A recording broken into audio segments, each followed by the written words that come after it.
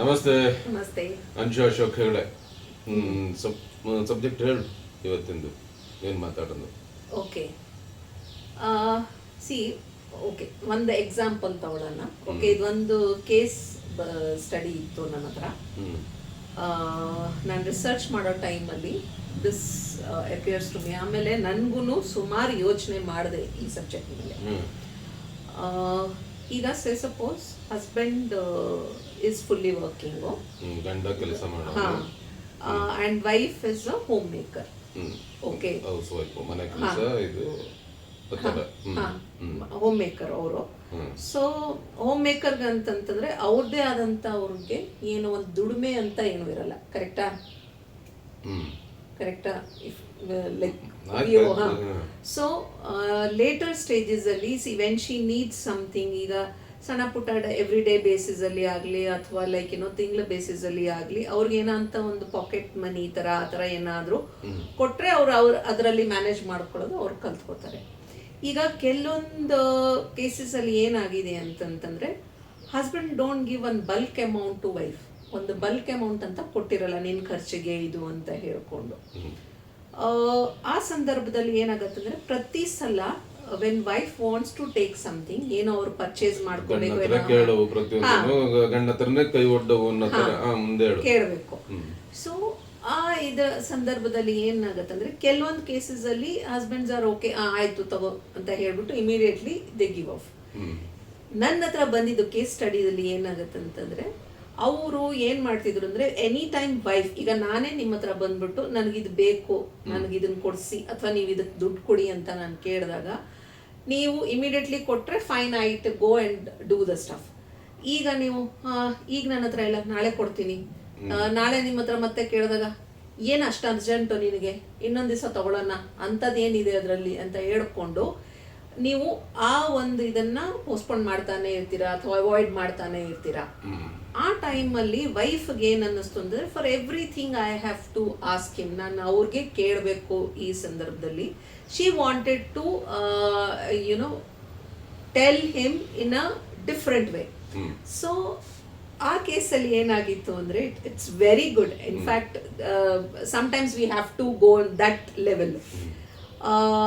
ಗಂಡ ಮಲಗಿರ್ಬೇಕಾದ್ರೆ she took off his phone, ಎಲ್ಲ ಫೋನಲ್ಲೇ ಇರುತ್ತಲ್ಲ, ಫೋನ್ ಪೇ ಅಥವಾ accounts details, she know the pin code ಎಲ್ಲ ಗೊತ್ತಿತ್ತು, ಎಲ್ಲ ಅಮೌಂಟ್ ಅವ್ರ ಅಕೌಂಟಲ್ಲಿ ಏನಿತ್ತು she transferred it to her account.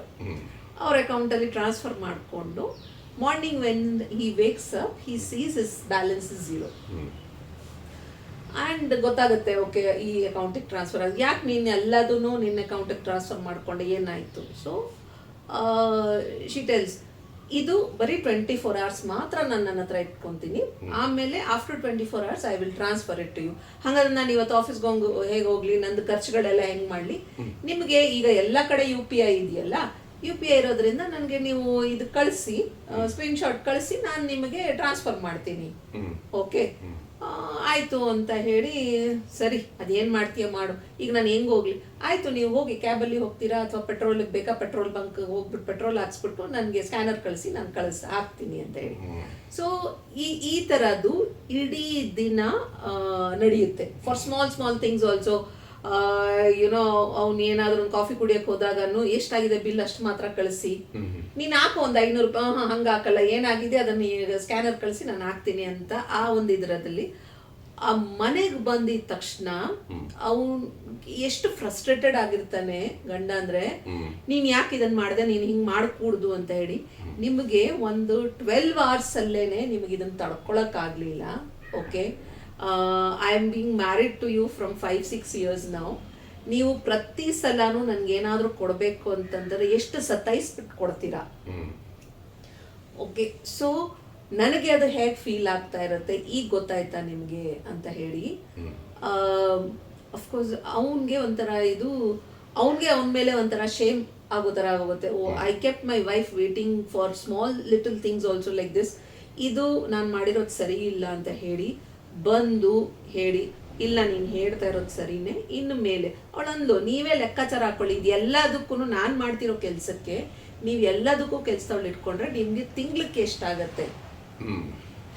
Okay, it's not that you have to give me, it's not that it is my home, I am doing it. But ನಾನು ಹೊರಗಡೆ ಹೋಗಿ ಕೆಲಸ ಮಾಡ್ತಾ ಇಲ್ಲ, I am taking care of everything.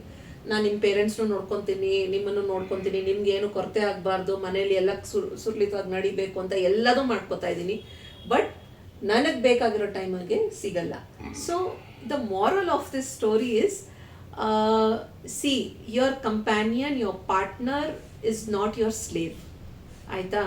ಅವ್ರಿಗೆ ಆದಂಥ, ಅವ್ರಿಗೆ ಏನಾದರೂ ಒಂದು ಆಸೆಗಳಿರುತ್ತೆ, ಅಥವಾ ಅವ್ರದ್ದೇ ಆದಂಥ ಅವ್ರ ಪರ್ಸ್ನಲ್ ಖರ್ಚುಗಳಿರುತ್ತೆ. ಈಗ ಈ ಕೇಸಲ್ಲೇ ಅವ್ರು ಕೇಳ್ದಂಗೆನೆ, ನೀವು ಅದೆಲ್ಲ ಕೆಲಸಕ್ಕೇನೆ ಯಾರನ್ನಾದರೂ if you assign somebody, how much you have to pay for it. ಏನೇ ಇದು ಮಾಡ್ಕೊಂಡ್ರು, ಈಗ anything if you have to keep a cook also 10,000-15,000 ಕೆಳಗಡೆ ಯಾರು ಬರ್ತಾ ಇಲ್ಲ. If it is family of 4, they ask for 10,000-12,000 rupees. Okay, ಕೆಲಸದವ್ರದ್ದು ಒಂದು 4 members ಇದ್ರೆ 100% 3,500-4,000 ರೂಪಾಯಿ ಕೇಳ್ತಾರೆ. So for everything she is doing, she is taking care of it, and still for small little things she has to beg. ಅಂದ್ರೆ is it right? ಸರಿನಾ ಇದು? ಇಲ್ಲ ತಾನೆ? ಮುಂದೆ ಹೇಳೋದೇನು? ನಾನು ಮಾರಲ್ ಆಫ್ ದ ಸ್ಟೋರಿ ಹೇಳಿದ್ದೀನಿ. ಸೊ ನಿಮ್ಮ ಅನಿಸಿಕೆ ಏನು? ಅಲ್ಲ, ಇದು ಏನು ಗೊತ್ತಾ ಗದಾ, ಈ ಮೊದಲಿನ ಕಾಲದಿಂದಲೂ ಏನು ಬಂದ್ಬಿಟ್ಟಿದೆ ಅಂತಂದ್ರೆ, ಇದು ಈಗ ಚೇಂಜ್ ಆಗ್ತಿದೆ. ಮೊದಲು ಏನು ಅಂತಂದ್ರೆ, ಈ ಗಂಡು ಯಜಮಾನ ಮನುಷ್ಯ ಅಂದ್ರೆ ಫೈನಾನ್ಷಿಯಲಿ ಎಲ್ಲ ಅದೇ, ಹೆಣ್ಮಕ್ಕ ಅಂತಂದ್ರೆ ಮನೆ ಕೆಲಸ ಮಾಡು, ಮನೆ ಕೇರ್ ತಗ, ಅದು ಆ ತರದ್ದು ಒಂದು ನಮ್ಮ ಇದರಲ್ಲಿ ಆ ಮೆಂಟಾಲಿಟಿ ಬಂದು ಹೋಗಿದೆ. ಏನು ಅಂತಂದ್ರೆ, ಹೆಣ್ಮಕ್ಕ ಅಂತಂದ್ರೆ ಮನೆ ಕೆಲಸ ಮಾಡು. ಈಗ ಒಂದ್ ಸುಮಾರು ವರ್ಷಗಳ ಹಿಂದಷ್ಟೇ ಇದು. ಇಲ್ಲ ಅಂತಂದ್ರೆ ನಮ್ ಕಡೆ ಎಲ್ಲ ಏನಿತ್ತು ಅಂದ್ರೆ 10th ಮುಗುತ್ತಾ ಮುಂದ್ ಓದೋದಿಲ್ಲ, ಚೆನ್ನಾಗಿ ಓದ್ತಾ ಇದ್ರು, ಟ್ಯಾಲೆಂಟ್ ಇದ್ರು ಪಾಪ ಹೆಣ್ಮಕ್ಕಾಗ ಹೆಂಗೆ ಇದು ಮಾಡವು ಅಂತ.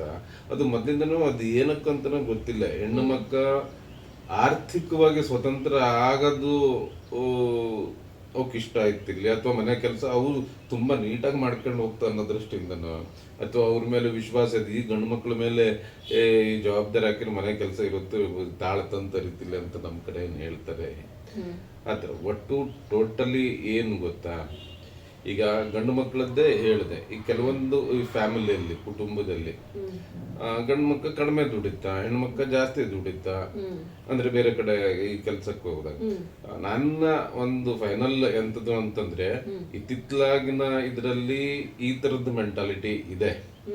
ಯಾವುದು, ಈಗ ಮನೆ ಕೆಲಸ ಮಾಡಿದ್ರು ಅದಕ್ಕೂ ಕೌಂಟ್ ಮಾಡೋದು, ಹೀಗೆ ಹಾಗೆ.